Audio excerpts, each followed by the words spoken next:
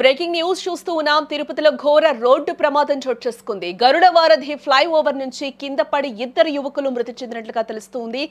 50 అడుగుల ఎత్తు నుంచి కూడా కింద పడ్డారు ఫ్లైఓవర్ నుంచి. అతివేగమే ఈ ప్రమాదానికి కారణంగా కూడా మనకి తెలుస్తోంది. మృతులు కనిష్క్, కామినేనిగా కూడా గుర్తించారు ఇప్పటికే పోలీసులు. బైక్ చేతికి దొరికింది కదా అని అతివేగంగా వెళ్తున్నారా? అయితే ఒక్కసారిగా ఈ వీడియో చూడండి. మీకోసం ఇంట్లో ఎదురు చూసే కుటుంబ సభ్యుల ఆర్తనాదాలు వినండి. పాపం ఇద్దరు చిన్న పిల్లలే, పట్టుమని 25 ఏళ్లు కూడా లేవు వీళ్ళకి.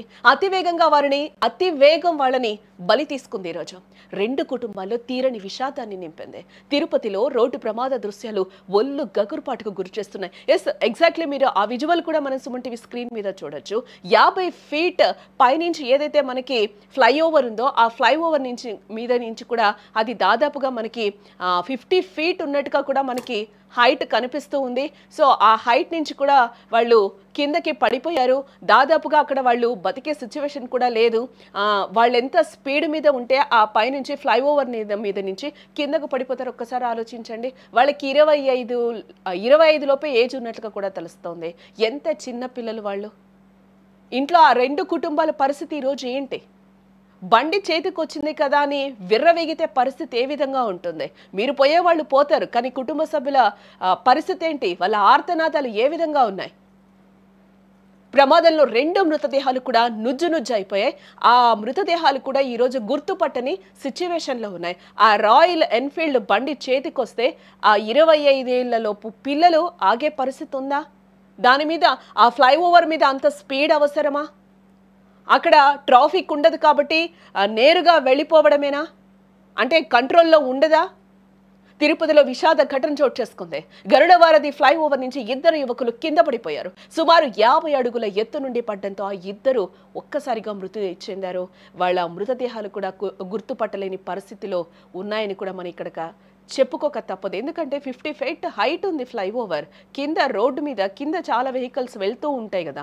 సమాచారం తెలుసుకున్న పోలీసులు సంఘటనా స్థలానికి చేరుకుని క్షతగాత్రులను సమీప ఆసుపత్రికి తరలించగా అప్పటికే వారు మృతి చెందినట్లుగా వైద్యులు అయితే నిర్ధారించారు. ఇవాళ మధ్యాహ్నం సమయంలో ఏ ప్రమాదం చోటు చేసుకున్నట్లుగా కూడా మనకు తెలుస్తుంది. ఫ్లైఓవర్ పై ఇద్దరు యువకులు వేగంగా ప్రయాణిస్తుండగా ప్రమాదవశాత్తు కూడా బైక్ బలంగా గార్డ్ రైల్ అయితే ఢీకొట్టడంతో ఇద్దరు యువకులు కిందకు పడిపోయినట్లుగా కూడా తెలుస్తుంది.